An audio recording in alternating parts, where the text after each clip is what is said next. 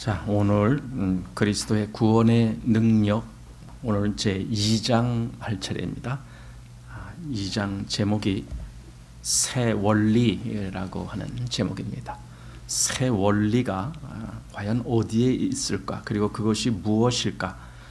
우리가 이제 이 부분을 보게 됩니다.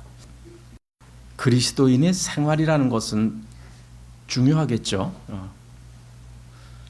과연 그 생활이라는 것이 무엇이다라고 누가 정의할 때 과연 그것이 그렇게 정의한다고 해서 그것을 듣는 사람들이 그렇게 그 생활을 할 수가 있을까? 이게 무슨 말이냐면은 그리스도인의 생활이라는 것은 외적인 그런 모양의 생활이 아니기 때문에 그렇죠. 그러니까 외적으로 어떻게 하는 것이 그것이 그리스도인의 생활이다 하면은 그거는 누구든지 흉내낼 수 있을 거다라고 생각되져요. 흉내낼 수 있다. 사실은 율법이 그래요. 율법은요, 얼마든지 사람들이 흉내내서 비슷하게 그렇게 할 수가 있어요. 내 내면에서 전혀 그렇게 되지 않았다 할지라도 외적으로는 얼마든지 그렇게 흉내내면서 따라 할 수가 있다 그겁니다. 그렇지만은 그게 무슨 의미가 있습니까? 내 외형으로 그리스도인처럼 내가 생활한다라고 해서 그것이 진짜 나에게 무슨 의미가 있는가? 그런 거죠. 그리스도인에게는요, 그래서 새로운 이 진짜 그리스도인답게 만드는 그 요인이 있습니다. 그걸 뭐라고 하냐면 영이라고 부르는 거예요. 영의 역사. 로마서 8장에 있는 말씀대로 생명의 성령, 그 생명의 성령에 의해서 되어지는 어떤 법칙이 있어요. 그걸 생명의 성령의 법 이렇게 말했는데 그 생명의 성령에 의해서 뭔가 이루어지는 역사가 그게 그리스도인의 역사다라고 우리가 말할 수 있는 거죠. 그러니 이건 외적인 흉내의 문제가 아닌 거예요. 내 내면에 그리스도께서 실제로 어떻게 역사하셔서 어떻게 나를 자꾸 이끌고 가시는가, 나를 어떻게 만들어 가시는가, 이것이 실제적으로 나오는 거죠. 그러니 사람이 그냥 겉으로 흉내내는 것은 아무 문제가 아니다라는 거죠. 즉 그리스도인에게는 새로운 원리가 그리스도인을 지배하게 됩니다. 아까 오전에도 보았지만은 누구든지 그리스도 안에 있으면 새로운 피조물이라 그랬거든요. 새로운 피조물이라는 것은 그냥 교회 안 다니던 사람이 교회 다닌다 그런 게 아니잖아요. 새로운 피조물이라는 것은 이 속에서부터 뭔가 바뀐 것이 있다고요. 새 것이 바뀌었다고요. 그것에 의해서 움직여지는 것. 그래서 이전 것은 지나갔으니 보라 새 것이 되었도다. 이전 것은 지나가야 돼요. 그건 이미 없어진 거예요. 이미 끝난 거예요. 그렇게 돼야 돼요. 근데 이전 것을 그냥 그대로 고수하면서 그리스도인 흉내를 내는 것, 그것이 잘못이죠. 자, 한번 본문을 보시겠습니다. 우리는 그리스도인의 승리의 생활이 하나의 방법이나 기술이 아니라 그것은 전적으로 다른 혁명적인 삶의 원리임을 알기 시작했다. 여기 이제 그리스도인의 승리의 생활. 이거 승리라니까 뭐 특별히 뭐 대단한 어떤 것 이런 게 아니라 진짜 그리스도인의 삶을 사는 것, 그리스도인의 삶을 사는 것. 그것이 여기 말한 대로 하나의 방법이나 또는 기술 그런 게 아니다 이거예요. 그런 걸로는 될 수가 없다 이거죠. 그리스도인의 승리의 생활은 여기 말한 대로 혁명적인 삶 이랬습니다. 이게 뭐냐면 마음속에서 사실은 혁명이 일어난 거예요. 혁명이라는 것은 뭡니까? 기존 체제가 새롭게 완전히 바꾸어지는 것이 혁명이거든요. 근데 그리스도인은 진짜 그렇게 되는 거예요. 그래서 이전 것은 지나갔으니 보라 새 것이 되었도다 이렇게 말을 해야 그게 진짜 혁명이 일어나는 거죠. 자, 그것은 교환된 삶의 원리다. 교환돼서 뭐가 바뀌었어요. 서로 막 교환됐어요. 그 뭐가 막 교환됐을까요? 여기 갈라디아서 2장 20절 보면은 이제는 내가 사는 것이 내가 아니요 그랬잖아요. 내가 아니라 내 안에 사신 그리스도. 그러니까 사실은 지금까지는 내가 살았잖아요. 내가 주인이고 내가 모든 걸 관할하고 내가 모든 위치에, 내가 임금 위치에 있었던 거죠. 내가 그렇게 살다가 이제는 그 자리를 그리스도가 차지하는 거예요. 내가 그리스도께 주님이 왕이십니다. 이렇게 된 거죠.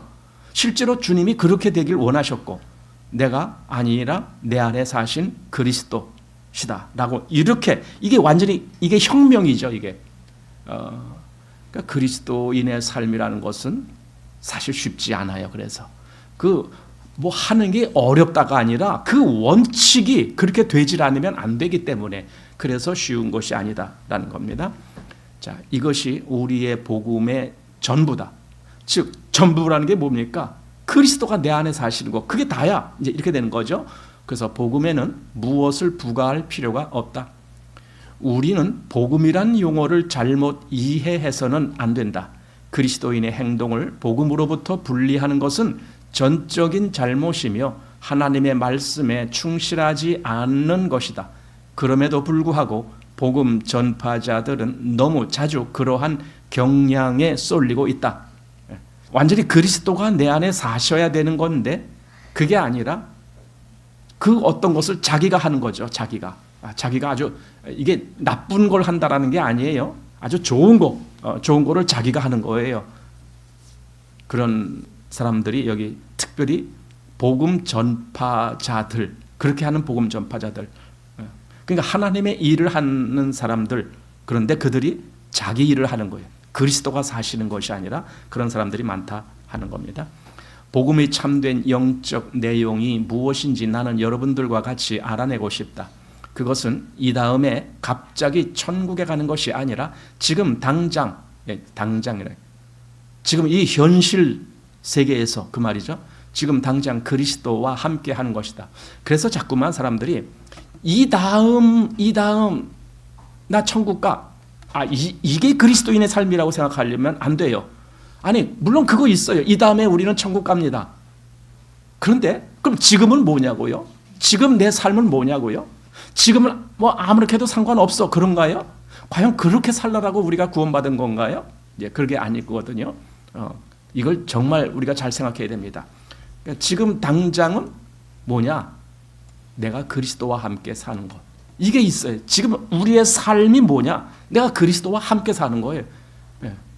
더 정확하게 말한다면 그리스도가 내 안에 사시는 거예요. 그게 그리스도인이지, 이 다음에 나 구원받았으니까 이 다음에 천국 갑니다. 그게 그리스도인의 삶이 아닌 거예요. 자, 구속의 근거에 의하여 그리스도가 내 안에 거하시는 바로 그것이 복음이다. 이것에 미치지 못하는 것은 틀림없이 올바른 행동을 뜻하는 믿음, 즉 영적 척추가 없는 무골충이 될 수밖에 없다. 그러니까 원래 뼈 없는 곤충이 이제 무골충, 예를 들어 무슨 뭡니까, 뭐 이렇게 달팽이 같은 거, 뭐 이런 거, 그런 거, 그 무골충이죠. 뼈가 없죠. 척추가 없는, 이건 무척추 동물이고, 무골충은 아예 뼈 자체가 없는 거죠. 그러니까 뭐예요? 한마디로 이게 뭐가 똑바로 서질 못하는 거죠. 딱 뼈가 있어야 딱 쓰거든요. 척추 동물이라 딱 이렇게 쓰거든요. 뭔가 잘못된 거죠. 이 구속의 근거에 의하여 그리스도가 내 안에 거하시는 바로 그것, 이것이 이루어지지 아니한 것은 무골충과 똑같다. 지금 그 말이에요. 뭐 하여튼 극단적인 표현으로 이렇게 이제 하는데, 하여튼 우리가 잘 이걸 좀 새겨 들어야 될 겁니다. 자, 야고보가 그의 서신에서 무엇이라고 말했는지 기억하는가? 영혼 없는 몸이 죽은 것 같이 행함이 없는 믿음은 죽은 것이니라. 우리는요, 우리의 그 믿음이, 그런 믿음은 죽은 거야, 이렇게 말을 해줘도 별로 대수롭지 않게 생각해요. 그냥 뭐 그러면 그런가 보지 뭐, 아니 이렇게 하고 넘어가려고 그래요. 아니 정말 그럴 수가 있을까요? 죽음이라는 것이 그렇게 가벼운 건가요? 아니거든요. 죽음은요, 엄청 이게 나의 최고의 어떤 변화를 주는 것이 죽음인데, 그걸 그렇게 쉽게 생각하면 안 되죠. 근데 영혼 없는 몸이 죽은 것, 맞아요. 죽은 몸은 영혼이 없어요. 한마디로 죽은 사람은요, 영혼 자체가 거기서 빠져나와 버리잖아요. 없잖아요. 그러니까 행함이 없는 믿음이라는 것이 그거다. 즉 믿음의 사람은 믿음의 어떤 행함이 나온다. 믿음의 역사가 나온다. 그런데 그게 없다라면은 그러면 뭐예요? 그 영혼 없는 몸과 똑같은 거다. 한마디로 죽은 거다. 지금 그 얘기잖아요. 그러면 이건 심각한 문제다. 왜 어떻게 믿음의 사람이 그 믿음의 행함을 보일 수가 없느냐? 그 문제가 아니냐? 이제 그거죠. 자, 영혼이란 말은 호흡이란 뜻인데 호흡을 못하는 신체는 죽은 것이다. 호흡을 멈추어 보라. 사람들이 갖다 매장하고 말 것이다. 다시 말하면 산 몸은 숨을 쉬는 것이고 산 신앙도 하나님의 일하심과 더불어 숨을 쉰다는 것이다. 그러니까 한마디로 살아있다라면 하나님과 뭔가 이 숨 쉬는 것과 같은 그런 어떤 관계가 맺어진다라는 겁니다. 근데 여기 숨이란 숨 쉰다. 숨이 그게 무슨 말이냐면요. 헬라어 단어를 보면은요. 뉴마라는 단어가 있어요. 뉴마. 그게 숨이에요. 호흡 뭐 이런 거예요. 근데 그 뉴마가 뭐 어떤 푸뉴마 그랬는데 그 앞에 피가 묵음이로 나와요. 그래서 뉴마 하는 게 맞아요. 근데 그게 어디에도 적용되느냐? 영이라는 말에도 적용이 되는 거예요. 영. 그 영이 호흡이라는 단어와 똑같은 단어에서 나왔어요. 영. 그게 말하자면 숨 쉬는다 뭐 이런 의미도 되는 거예요. 자, 산 신앙은 예수 그리스도의 활동과 함께 숨 쉰다. 그 때문에 주 예수께서 요한복음 6장 29절에 하나님의 보내신 자를 믿는 것이 하나님의 일이라고 하셨다. 그것이 하나님의 일이다. 그러니까 이런저런 어떤 일거리를 생각하지 말아라 이거야. 하나님의 일이라는 게 뭐냐? 여기 하나님의 보내신 자, 그 누굽니까? 예수님이시죠. 그럼 예수를 믿는 것, 그럼 예수님과 믿음의 관계가 맺어진 것, 예수님과 이 믿음의 호흡이 이루어지고 있는 사람, 그 사람이 하나님의 일을 하는 사람이다. 지금 그 얘기죠. 나를 통하여 주님의 신성하신 행동을 방출하는 것은 내 안에 거하시는 분의 충족성을 믿는 나의 산 믿음이다. 방출한다는 어려운 말을 쓰는데 한마디로 나를 통해서 그 주님의 그 어떤 신성을 나타내게 하는, 드러나게 하는 그러한 모습, 그런 걸 의미하는 거죠. 그렇게 방출하는 것은 그거는 내 안에 거하시는 분의 충족성을 믿는 나의 산 믿음이다. 내 믿음이 살아있다면 나를 통해서 그리스도의 그 어떤 신성이 토출되는 그런 어떤 역사가 나타날 것이다 라는 거죠. 자, 그것은 성경이 죽은 일에 반하여 선한 일이라고 한 바로 그 활동이다. 죽은 것은 그렇게 할 수 없다. 그런데 뭐 선한 일이라고 했는데 그 원래 하나님을 선하시다라고 선하신 하나님 이렇게 하나님한테 쓰는 호칭이에요. 이게 선하다는 개념이. 그런데 그런 일이 나오게 된다라는 겁니다. 그게 비교가 되는 거예요. 죽은 일과는. 자, 선한 일이란 그 근원을 예수 그리스도께 둔 것으로서 우리의 몸을 통하여 활동하며 아담적인 자주에 반하여 전적인 의존을 나타내며 믿음에 의한 산 제사로 하나님께 드리는 활동이다. 여기 이제 아담적인 자주 했는데 자주 이게 뭡니까? 스스로 주인 노릇하는 것. 이게 자주예요. 이 주자가 주인 주자잖아요. 그러니까 스스로 자자에다가. 그러니까 자기가 자기 주인이야. 그럼 이거는 아담이에요. 그건 아담이 그래서 뜬 거예요. 그래서 자기 마음대로 하는 거예요. 먹음직도 하고 보암직도 그러면 따먹는 거예요. 자기 마음대로. 그게 아담이 한 일이잖아요. 근데 여기 선한 일이란 건 뭐냐? 내가 주인이 아니야. 예수님이 나의 주인이십니다. 지금 그렇게 하는 거예요. 그래서 여기 로마서 12장 1절에 너희 자신을 하나님이 기뻐하시는 거룩한 산 제사로 드리라. 왜 드려야 됩니까? 그분이 주인이시니까. 그러니까 나는 주님이 역사하시는 대로 하십시오. 그거잖아요. 내가 주인이 아니라 주님이 주인이십니다. 그 얘기거든요. 자, 밑에 구약에는 내가 그리스도 안에, 그리스도가 내 안에 거하신다는 진리의 두 국면을 우리에게 아주 단순하게 제시한 두 건의 신뢰가 있다. 세상에는 성경 자체보다 더 나은 성경 주석이 없으니 그것을 간단히 살펴보자. 사실 그래요. 성경의 가장 좋은 주석은 성경이에요. 그러니까 성경을 통해서 성경이 해석되어야 되는 거예요. 자꾸만 다른 것을 이렇게 성경을 해석하려고 하는데 그 시도는 사실 성경을 잘 모르기 때문에 그런 거겠죠. 그러나 이제 성경을 알다 보면은 성경을 보는 것 말고 더 좋은 책은 없어요. 아무리 신앙적으로 훌륭한 책이라도 성경보다 더 좋은 건 없어요. 그래서 항상 성경이 중심이 돼야 돼요. 다른 책들은 보조적인 그런 역할을 할 뿐입니다. 자, 만일 우리가 성경이 의미하는 바를 알려면 성경을 펴보라. 그러면 성경이 그것을 말해줄 것이며 우리는 별로 혼돈되지 않을 것이다. 그래서 성경을 펴보라. 근데 성경을 안 보죠. 문제는 성경을 안 보니까 사실 그런 사람들이 무슨 말을 하느냐. 나 성경 더 알고 싶은데, 나 성경 잘 알고 싶은데, 그렇게 말은 합니다. 근데 성경은 안 펴봐요. 그럼 이게 뭡니까? 자기가 자기를 속이고 있는 거예요. 거짓말하고 있는 거죠. 그건 성경을 알고 싶지 않은 거죠. 근데도 말은 더 알고 싶은데 그러죠. 자, 출애굽기 15장 22절에서 26절 보면은 모세가 홍해에서 이스라엘을 인도하며 그들이 나와서 수르 광야로 들어가서 거기서 사흘 길을 행하였으나 물을 얻지 못하고 마라에 이르렀더니 그곳 물이 써서 마시지 못하겠으므로 그 이름을 마라라 하였더라.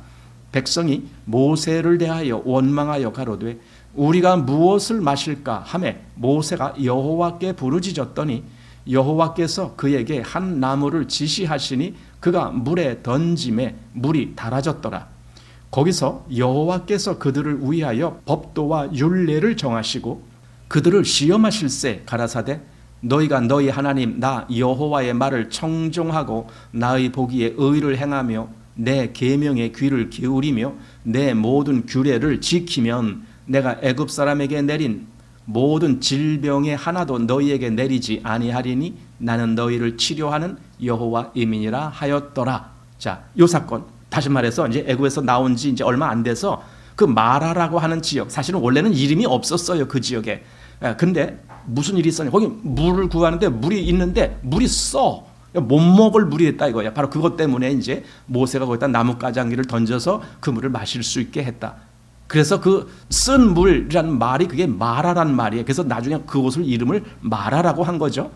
자, 이 사건은 하나님이 당신의 백성을 애굽에서 인도해 내시는 데 있어서 하나님의 신성하신 개입을 말하는 것이다. 그러니까 이스라엘에 가서 물을 찾았는데 쓴 물이었어. 근데 거기에 지금 하나님이 개입하신다는 거예요. 그래서 그 물을 단물로 바꿔지게 만드신다는 거예요. 그러니까 이스라엘의 그 어떤 실제로 어떤 그 행적 하루하루의 그 살아감 속에 하나님이 사실은 개입하고 계셨다라는 거죠. 그래서 여기 하나님의 신성하신 개입을 말하는 것이다 하고 우리는 이 특수한 사건을 지금이나 그 후에나 구속 원리의 한 강조로서 주저없이 인정하면 충분하다. 이게 바로 구속 원리의 한 면을 보여주는 것이다 라고 지금 이분이 말하는 거예요. 이것이 최초의 상징이다. 죽음밖에 없는 쓴 물뿐이었는데 그들이 하나님께 부르짖었더니 하나님께서 한 나무를 그들에게 보여주셨다. 물론 그 뜻은 분명하다. 왜냐하면 아담이 죄에 빠진 날에 사람의 영혼 속에 물이 얼마나 검고 얼마나 깊고 얼마나 쓰게 되었는가. 그러니까 죄에 빠진 모습이 바로 그 모습이다라는 거죠. 모든 눈물, 모든 고민, 모든 슬픔, 모든 죽음, 모든 한탄, 그리고 모든 극악, 아주 극한 악. 이것은 사람과 하나님과의 참된 관계에 대한 아담의 최초의 거부의 결과이며 여러분과 나는 오늘날까지 이 가련하고 죄로 신음하는 세상에서 상속자가 되어 있다. 그 아담이 겪은 그 모습을 그대로 나는 물려받고 있다. 그런 극한 어떤 잘못된 곳에 빠져 있는 모습, 그걸 나도 그대로 받고 있다. 그게 뭔가? 그게 이스라엘이 발견한 쓴 물이었다 이거예요. 쓴 물.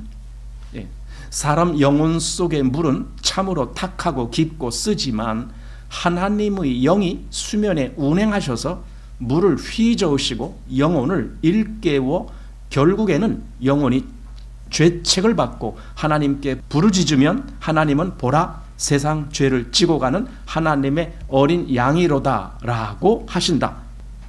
이렇게 쓴 물이 있을 때 그 위에 여기 하나님의 영은 수면에 운행하셔서, 이게 창세기에서 본 말씀이잖아요. 그래서 물을 휘저으신다. 그리고 영혼을 일깨워, 하나님이 그 어떤 영혼을 일깨워, 그래서 뭘 보게 하느냐, 여기 그 영혼이 죄책을 받고, 이게 먼저 일어나는 거예요. 죄책. 그게 뭡니까? 내가 죄인이구나를 그걸 깨닫게 되면서 그 죄로 말미암아 하나님의 진노가 있다는 것을 보게 되는 거예요. 죄책. 그러니까 죄는 그냥 거저가 아니에요. 죄에 대한 값을 치러야 되는구나. 그걸 알게 돼요. 그래서 하나님을 찾는 거예요. 하나님, 나의 이 죄를 하나님 좀 어떻게, 하나님이 좀 죄 없는 자처럼 이 죄의 이 큰 짐에서 나를 좀 건져주시지 않겠습니까? 하고 하나님을 찾게 되는 거죠. 그 죄책을 받고 하나님께 부르짖으며, 그러면은 하나님이 그래, 바로 그것 때문에 하나님의 어린 양이 너를 위해서 죽은 거야, 이렇게 나에게 그 해답을 보여주신다 이거죠. 자, 하나님은 그들에게 한 나무를 보여주셨다. 나무를 물에 던짐에 물이 달아졌더라. 친히 나무에 달려 그 몸으로 우리 죄를 담당하셨다. 둘 다 이게 나무를 이야기하지만 하나는 조금 아까 본 모세 때 있었던 일이고, 하나는 이제 예수님이 그렇게 한 것을 베드로 전서에 기록한 그 내용입니다. 둘 다 나무가 나옵니다. 그러니까 이 앞에서 나무를 던져서 물이 달아졌다라고 한 그 사건의 그 나무는 결국은 나중에 보는 그 예수님이 달린 십자가를 상징한 것이었구나라고 이렇게 연결을 할 수가 있다, 그 말이죠. 자, 이것은 두 번째 선택의 장소인 둘째 나무이다. 왜냐하면 아담은 첫째 나무에서 그의 하나님과의 관계를 거부하여 하나님께 아니요라고 의존해서 벗어나 자주하였다. 그러니까 진짜 첫째 나무는 에덴 동산에 있었던 그 선악을 알게 하는 나무, 바로 그걸 여기서 지금 말하는 것 같아요. 자, 여러분들과 나는 두 번째 선택의 장소인 둘째 나무에서 아담은 아니요라 했지만 우리는 예라 하기를 바란다. 그러니까 보세요. 아담이 아니요 했어요. 즉 하나님이 먹지 말라 한 그 말씀을 거부했어요. 안 들었어요. 그리고 자주했다라고, 이제 자주 자기 마음대로, 자기가 주인 노릇해갖고 자기 마음대로 따먹었어. 그렇다면은 지금 우리는 그때 아담처럼 그러지 말자 이거예요. 아담은 그렇게 했지만 여기서 아담은 아니요라고 했지만 우리는 예라고 하자 이거예요. 예. 뭐가 예인데? 예, 주님이 주인이십니다. 그렇게 하라는 거예요. 아담은 내가 주인입니다. 그랬잖아요. 아담은 내가 주인이라서 내가 마음대로 결정하고 내가 마음대로 따먹었잖아요. 근데 너희는 그러지 말고 주님이 내가 너의 주인이야 이렇게 하실 때 예, 맞습니다. 주님이 주인이십니다. 그러니 나는 주님의 말씀을 듣습니다. 이렇게 하라 이거죠. 자, 죽음에서 물러나와 생명으로 들어가라. 죽음에서 살림을 받아 우리의 자의지와 자주에서 뛰쳐나와 어린 아이와 같은 의존 곧 믿음의 순종으로 들어가기 바란다. 그렇게 바뀌어지라는 거예요. 이게 새 사람이죠. 그리스도 안에서 새 사람이 된 모습입니다. 자, 나는 너희를 치료하는 여호와임이니라. 이것이 우리의 구원의 시작이다. 하나님이 나를 치료해 주십시오. 내가 나를 치료하는 것이 아니라 하나님이 나를 치료해 주십시오. 내가 전적으로 나를 하나님께 맡깁니다. 이렇게 되는 거죠. 이것이 그의 아들의 죽음에 대한 하나님과의 화목이다. 그것은 쓴 것을 고치는 나무, 즉 비록 우리의 죄가 주홍 같을지라도, 그러니까 죄가 많고 주홍 같은 그걸 쓴 나무라는 것에 이제 말하자면 비유하는 겁니다. 그래서 우리의 죄가 주홍 같을지라도 눈과 같이 희어질 것이요 진홍같이 붉을지라도 양털같이 되리라고 한 것처럼 예수 그리스도의 보혈이 우리를 모든 죄에서 깨끗하게 하실 것이다. 이것이 우리의 믿음의 시작이고 우리가 시작할 곳이 바로 이곳이다. 왜냐하면 우리가 여기서 출발하지 않았다면 우리는 출발조차 하지 않은 것이 되기 때문이다. 그러나 거기서 멈추는 것은 매우 슬픈 일이다. 여기 이제 두 가지가 나와요. 하나는 내가 어디서 시작해야 되느냐라고 하는 거예요. 어디서?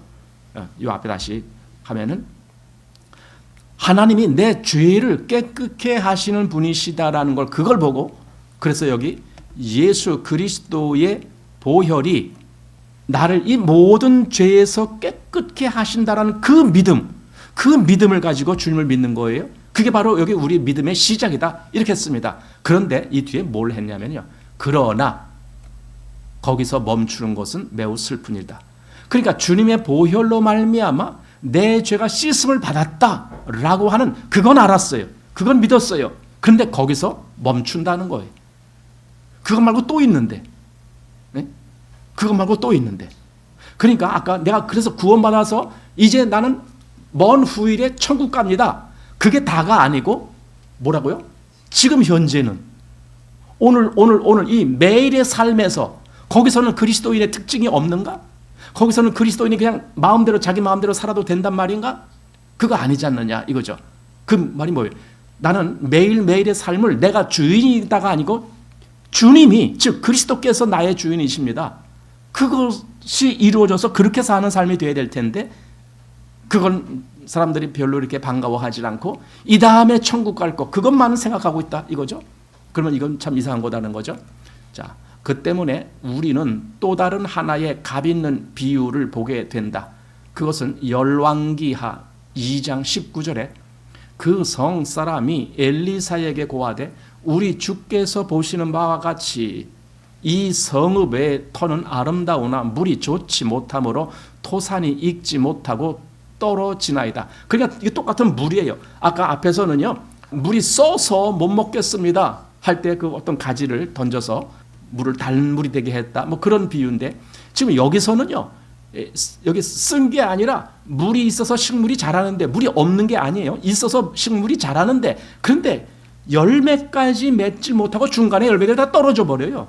왜냐하면 물이 뭔가 잘못됐기 때문에 잘못됐다고요. 그러니까 잘못된 물 때문에 신실한 열매가 맺어지지 않게 된 그 결과가 왔다 이거죠. 자, 그러면서 이것은 다른 그림이다 하면서 이제 똑같이 물이지만은 요거는 또 그 다음 차원을 이야기하는 거예요. 앞에서 말한 것과는 다른 겁니다.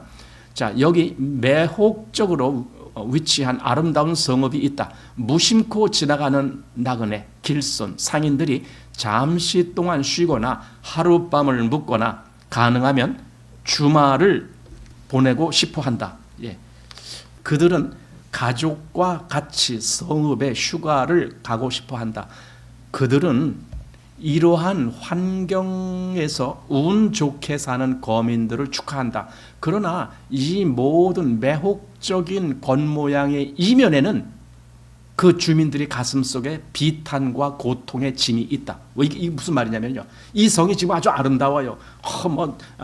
초목들도 무성하고 과일나무도 많고 막 그래요. 여기 이제 지나가던 사람이 딱 하루 보기에는 너무 좋은 거야. 이 성읍이. 야, 여기서 며칠 묵고 가면 참 좋겠다. 여기 펜션인지 뭔지 하여튼 여기서 묵고 가면 좋겠다. 이렇게 할 수 있다는 거야. 그런데 실제로 그 성읍의 주인들은 무슨 생각을 하고 있느냐. 여기 가슴 속에 비탄이 있다. 왜 그러느냐? 이 동네는 과일 나무가 열매가 익질 않아요. 열렸다가 중간에 떨어져요. 근데 저 지나가다가 보는 사람은 그 열매 매달린 것까지만 본 거예요. 그러니까 야 좋다 여기 좋은 동네다 이렇게 했는데 막상 이 사는 주인들은 이 열매가 조금 이따 떨어질 거라는 걸 알기 때문에 속에서는 비통이 있는 거예요. 뭔가 열매를 맺지 못하는 거예요. 여러분 그리스도인의 삶이 열매를 맺지 못한다라고 할 때 그 속에 비통함이 있어야 되는 거예요. 그래서 그걸 어떻게 처리할 건가? 하나님, 내가 이 열매 맺기를 원하는데 어떻게 해야 맺을 수가 있겠습니까? 자, 사람들이 찬사를 보낼 때 그들은 화려한 모습을 짓고 사람들이 그들의 아름다운 성읍을 동경할 때 그들은 달콤한 미소를 띠고 그들이 마음속에 슬픔을 나타내지 않으려 하지만 그렇죠. 남들 앞에 그 슬픔을 안 보인다 이거예요. 그런데 사람들이 그들의 사는 곳을 동경하고 칭찬할 때 그들의 마음속에는 고통이 있다. 그들은 내부의 비밀, 즉 물이 좋지 못하고 토산을 내지 못함을 잘 알고 있다. 그래서 물이 좋지 못하다는 말은 우리가 생각하는 것처럼 물이 없다는 뜻이 아니고 물이 고여 냄새가 나며 결실을 시키지 못한다는 뜻이다. 땅이 토산을 내지 못한다는 말은 아무것도 자라지 않는다는 말이 아니다. 아무것도 자라지 않았다면 그곳이 그렇게 아름답게 보이지 않았을 것이다. 그 말은 열매가 익지 않고 떨어진다는 뜻이다. 그러니까 뭐 나무도 잘 자라고 뭐 이런 거 다 좋아, 다 좋아. 어느 정도까지는 다 괜찮다 그 말입니다. 그런데 열매가 맺질 않는다. 이게 문제였다라는 거죠. 만일 우리가 이른 봄에 그곳을 보았다면 다가올 수확의 온갖 조짐을 보았을 것이다. 그럼 그건 야 꽃이 저렇게 멋있게 폈어. 지금 한참 피죠. 저기 어디입니까? 매화꽃 요즘 한참 피죠. 매화꽃인가요? 그 매실나무 그걸 매화라고 합니까? 그거 요즘 피잖아요. 요즘 그다음에 저희 공원에도 보면은요. 그건 뭐예요? 이렇게 빨간 거 이렇게 열리는 거. 산수유. 네, 산수유 꽃이 지금 또 막 피더라고요. 그 뭐 목련꽃도 이렇게 막 이제 피기 시작하고요. 막 여기저기 꽃이 피어. 그러면은 우리는 야, 참 좋다. 그래서 산수유 꽃이 이렇게 피면 쟤들도 이제 가을 되면 그 빨간 열매가 맺히겠지. 이렇게 기대를 한단 말이에요. 기대. 지금 현재의 상황을 보고 미래를 기대한다. 그겁니다. 그런데 실상은 열매는커녕 중간에 다 열매가 떨어지는 그런 모습이라면 지금 그거잖아요. 그래서 다가올 수확의 온갖 조짐을 보았을 것이다. 또 교목과 관목의 가지에는 잎이 피기 시작하고 몇 주 후에는 꽃이 활짝 피었다가 지고 풍작을 기약한다고 생각했을 것이다. 그러니까 꽃 필 때 보면 다 좋아요. 다 아름답고 다 멋있어요. 여기 교목과 관목. 교목은 이거는 저 키가 큰 굵은 나무들을 이야기하는 거고 관목은 이건 키가 작아서 이제 관목은요 어떤 걸 관목이라 하냐면요 이 교목은 큰 어떤 줄기가 있어서 거기서 가장기가 이렇게 나와서 나무를 이루는 걸 교목이라고 한다면 관목은 밑에서부터 가장기가 이렇게 나와서 이게 쭉 자라는 것이 아니라 밑에서만 이렇게 퍼지는 거 그걸 관목이라고 그래요. 어쨌든 나무 종류예요. 키 큰 나무, 키 작은 나무 뭐 다. 그 꽃이 피고 그러면은 야, 이 다음에 저거 열매 잘 맺히겠다 이렇게 생각하지만 실상이 그렇지 않다면 자, 우리는 그들이 기대함직해 보이는 앞날을 인해서 그들을 경축했을 것이다. 그러니까 지나가는 뭐 나그네니 뭐니 이런 사람들은 뭐 지금 현재만 보면 끝이니까 그래 참 멋있는 동네네 이렇게 했을 것이다 이거예요. 자, 그것이 바로 그 성읍의 비극이었다. 주민들의 마음속에는 아직도 금년에는 사태가 다르겠지, 어려운 고비만 넘기면 이제는 모든 것이 잘 되겠지 하는 가냘픈 희망이 숨어 있을지 모르지만 사실 그들의 심저에는 그냥 마음 저 깊숙이 마음 저 밑바닥 거기에는 심저에는 무거운 그 무엇이 계속 아니야 언제나 같을 거야. 전과 꽃 같은 일이 생길 거야. 그게 뭔데? 열매가 익지 못하는 것. 꽃도 피고 다 했지만은 결국 열매가 익지 못하고 중간에 떨어져 버리는 것. 그 과일나무 길러본 분들은 그런 거 알잖아요. 여름에 한번 저 태풍 같은 바람이 한번 샥 불면은 우수수수 떨어져요. 과일나무가. 근데 어떤 나무는 더 많이 떨어져요. 이게 힘이 없는 나무죠. 그래도 힘있게 매달리는 과일들은 바람 불어도 덜 떨어지는데 이제 그런 것이 있죠. 자, 과연 그렇게 되었다. 과실이 익으려고 할 바로 그 무렵에 조숙하고 미숙하여 땅에 떨어져 썩어서 아무런 소득도 얻지 못한다. 이것이 아름다운 그 성읍의 슬픔이다. 그래서 왜 이 얘기를 하느냐면요, 그게 그리스도인의 한 단면이다라는 거예요. 그걸 지금 얘기하려고 이렇게 하는 거예요. 그리스도인이 얼마나 남들 보기에는 근사해. 너도 하나님 믿냐? 너도 이 다음에 천국 가겠구나. 너도 어쩌겠구나. 그런데 실상 그리스도인으로서의 열매를 맺지 못하고 있다라면 어떠냐 이거예요. 지금 그 얘기잖아요. 자, 이것이 아름다운 그 성읍의 슬픔이다 하면서 이 얼마나 극적인 속임인가, 거기 사는 사람 외에 모든 사람에게 그렇게도 감명적일까? 그러니까 다른 사람들은 그걸 내면을 모르니까 그냥 다 야 멋있다 멋있다 그리고 지나간단 말이에요. 저쪽 지금 저 구례 쪽인가요? 거기 그 산수유 마을 있죠? 그 옆에 막 기차철로가 쫙 지나가면은 사람들이 그걸 기다리고 있다가 열차가 쫙 지나갈 때 그 열차 배경에서 이 산수유해서 착 사진 찍고 그래요. 거기 입장료도 받아요. 그래서 그 과수원에. 자, 이것이 무엇에 대한 그림일까? 물론 이것은 우리들에 대한 그림이다. 바로 이게 우리야. 우리 모습이 바로 그 모습이야. 내가 이것은 육신적인 그리스도인들의 그림이라 할 때 놀라지 말라.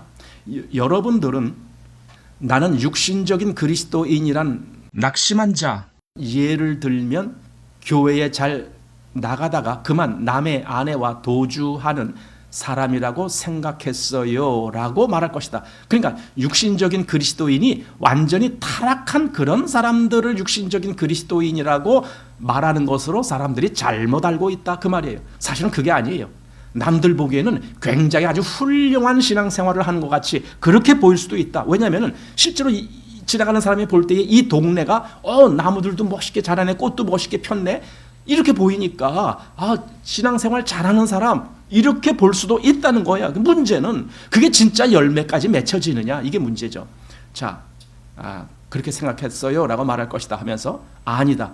그것도 한 종류의 육신적인 그리스도인이다. 그러나 여러분들은 그런 유의 육신적인 그리스도인은 아니다. 그냥 그 정도까지 타락한 그런 사람, 사실 그런 사람은 여기서 말할 계제가 안 돼요.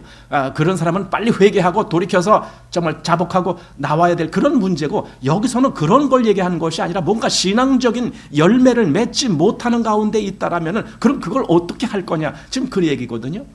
자, 이건 그런 사람에 대한 말이 아니다. 나는 주일학교 교사에 대하여 말한다. 보세요. 주일학교 교사들 얼마나 훌륭한 일을 하고 있어요. 얼마나 신앙적인 일을 하고 있어요. 하지만 그들이 과연 열매를 맺느냐 이거예요. 주일학교 교사 노릇하지만 교사 스스로도 열매를 맺고 있느냐 이거죠. 그러니까 일을 하느냐가 문제가 아니에요. 당신은 당신 안에서 하나님이 원하시는 그 열매가 맺어지고 있는가. 나는 어떤 주일학교 부장에 대하여 말한다. 나는 선교지에 나가 있는 어떤 선교사에 관하여 말한다.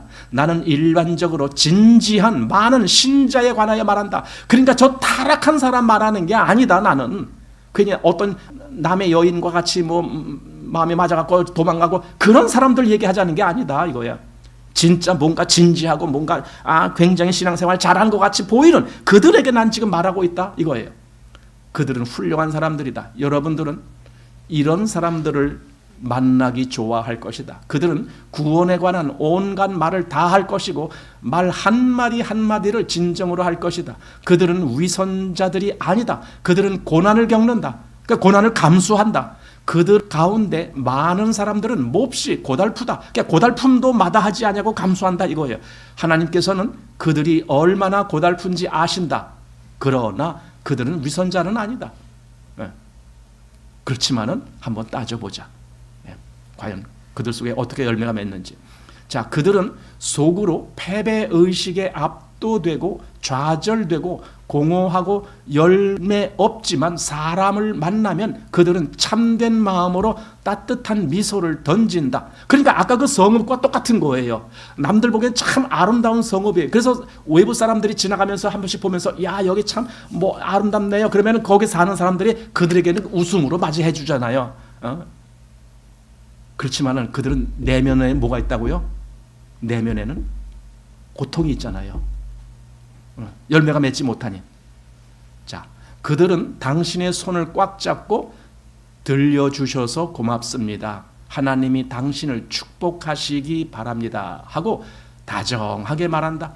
그들은 당신이 그들을 격려한 모든 사실을 인하여 당신에게 감사할 것이다.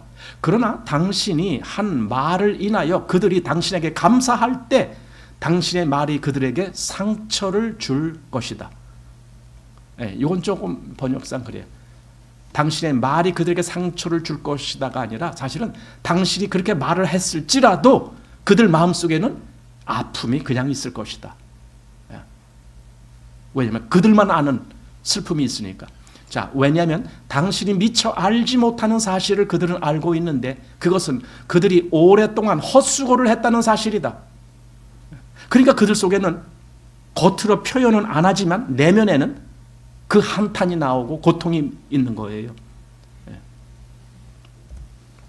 다른 사람들에게 나타나 보이던 과실은 너무나 자주 그리고 너무나 잔인하게 조숙하고 미숙하여 땅에 떨어져 썩어버리고 아무런 소산을 내지 못한다. 참 이상하죠? 여기 다른 사람들에게 나타나 보이던 과실, 그러니까 다른 사람들은 참 좋게 보고 했지만 진짜 이 주인은 고통스러운 거예요. 왜냐하면 이게 끝까지 열매를 못 맺으니까. 농사 짓다 보면 그런 걸 보게 되거든요. 벼를 길렀는데요. 이제 여름 되면 보통 장마철이 이제 보통 있잖아요. 그 장마철에 아주 무서운 병이 있어요. 벼에 퍼지는 병, 도열병이라고 있어요. 여러분 도열병 아십니까? 들어는 보셨습니까? 도라는 것은요, 벼를 나타내는 벼도자예요. 열은 벼에 열병이 걸린다 그거예요. 도열병. 빨리 약을 쳐야 돼요. 파라치온을 치든지 뭘 치든지 하여튼 그래야 돼요. 이 파라치온은 끔찍한 약이에요.